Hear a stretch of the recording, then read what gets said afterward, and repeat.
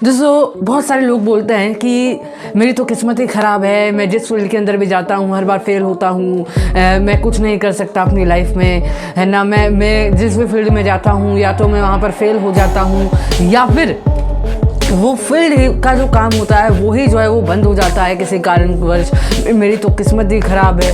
ऐसे वैसे बहुत सारे लोग बोलते हैं और ये किसी एक इंसान की बात नहीं है, ये उन 70 से 80% लोगों की बात है जो सपने तो देखते हैं लेकिन कभी पूरा नहीं कर पाते। तो जो लोग भी ऐसा सोचते हैं या फिर जो लोग भी जिन लोगों के साथ भी ऐसा होता है वो इस राजा की कहानी ज़रूर सुना, जिसकी कहानी मैं आपको आगे सुनाने वाला हूँ। एक बार क्या होता है, एक राजा होता है जो राज्य के मामले में, राज्य की जो पब्लिक होती है, जो लोग होते हैं, लोगों की संख्या के मामले में और सैनिकों की संख्या के मामले में तो बहुत छोटा होता है, ठीक है। लेकिन जब भी उसके ऊपर कोई राज्य, दूसरा राज्य हमला करने वाला होता है तो वो राज्य क्या करता है, उस राज्य के ऊपर पहले ही हमला करके उसे जीत लेता है। आखिर ऐसा कैसे होता है, वाई, ठीक है। अब होता क्या है, एक बार ऐसे ही उस राज्य के ऊपर दूसरा राज्य जो है हमला करने के बारे में सोचता है। वो सोचता है कि यार इतना सा तो राज्य है, पता नहीं कैसे हरा देता है सबको, चलो एक बार मैं भी हमला करके देखता हूँ, ठीक है। तो इसी चक्कर के अंदर जो है दूसरा राज्य प्लानिंग कर ही रहा होता है, तभी इस राज्य को पता चलता है, इस राज्य के राजा को पता चलता है कि वो वाला राज्य जो है इस राज्य के ऊपर हमला करने वाला है। तब इस राज्य का जो राजा होता है वो अपने सैनिकों को बुलाता है और तैयार करता है, बोलता है कि जल्दी तैयार हो जा, हमें कल सुबह युद्ध के लिए निकलना है, ठीक है। वो सुबह तक जो है सारे सैनिकों को तैयार करता है सेनापति के साथ और दूसरे राज्य के ऊपर हमला करने के लिए निकल जाता है। जब वो लोग दूसरे राज्य पर हमला करने के लिए जा रहे होते हैं तो उस राज्य के बीच में एक समुद्र पड़ता है जिसको पार करने के लिए एक पुल के ऊपर से, लकड़ी के पुल के ऊपर से जो है उनको जाना था। अब होता क्या है, जब वो सारे सैनिक और वो जो राजा होता है जब वो पुल पार कर लेता है तो राजा उस पुल के पास जाके खड़ा होता है, दूसरी साइड उस पुल के पास जाके खड़ा होता है और अपने जो सैनिक है उन सैनिकों को ये आदेश देता है कि इस पुल को अब जला दो, ठीक है। कुछ सैनिक बोलते हैं कि सर ये राजा जी ये क्या कर रहे हो, अगर पुल जला दिया तो हम वापस नहीं जा पाएंगे। तो राजा बोलता है कि तुम्हें जितना बोला गया है तुम उतना करो, इस पुल को जला दो। और सैनिक राजा के आदेश का पालन करते हुए उस पुल को जला देते हैं।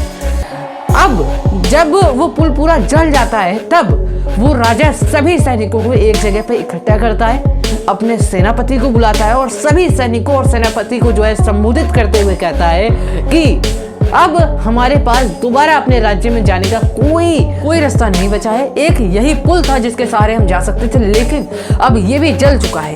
अब या तो हमें जीतना है या फिर इसी धरती पर, इसी राज्य की धरती पर, इसी राज्य की मिट्टी पर हमें अपनी जान देनी है। और ये कहकर राजा उस राज्य के ऊपर हमला कर देता है, आक्रमण कर देता है और वो जीत जाता है। आखिर ऐसा क्यों हुआ, वाई, वो राजा आखिर क्यों जीता, ठीक है। वो राजा इसलिए नहीं जीता क्योंकि वो ताकतवर था, वो राजा इसलिए भी नहीं जीता क्योंकि उसके सैनिक ताकतवर थे, वो राजा इसलिए भी नहीं जीता क्योंकि उसका जो सेनापति था वो ताकतवर था, वो राजा इसलिए जीता क्योंकि उसके पास जीतने के अलावा कोई दूसरा ऑप्शन नहीं था, ठीक है। उसके पास जीतने के अलावा कोई दूसरा ऑप्शन नहीं था, उसे या तो मरना था या फिर जीतना था और वो जीत गया, ठीक है, वो जीत गया। ठीक इसी राजा की तरह हम लोग क्या करते हैं, जब किसी फील्ड के अंदर कूदते हैं ना तो उस फील्ड के अंदर 3-4 महीने काम करते हैं, फिर देखते हैं यार उस फील्ड के अंदर बहुत अच्छा काम चल रहा है सबका, मैं भी उसी फील्ड में चल जाता हूँ और इस फील्ड का काम छोड़कर उस फील्ड में कूद जाते हैं। फिर उस फील्ड में देखते हैं किसी तीसरे फील्ड का काम बहुत अच्छा चल रहा है, फिर उस फील्ड में कूद जाते हैं। तो इस वजह से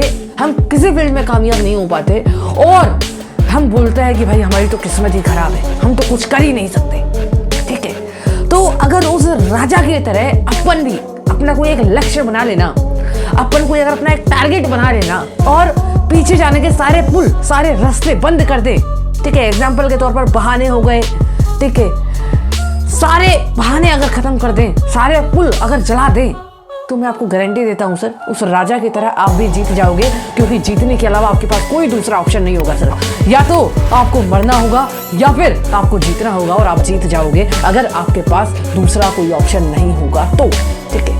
फर्क सिर्फ इतना है, आपको एक टारगेट बनाना होगा कि साल भर बाद, 2 साल बाद मैं यहाँ तक पहुँचूंगा और इसके अलावा और कोई काम मेरे को नहीं करना, ठीक है। मैं गारंटी देता हूँ सर आप जीत जाओगे।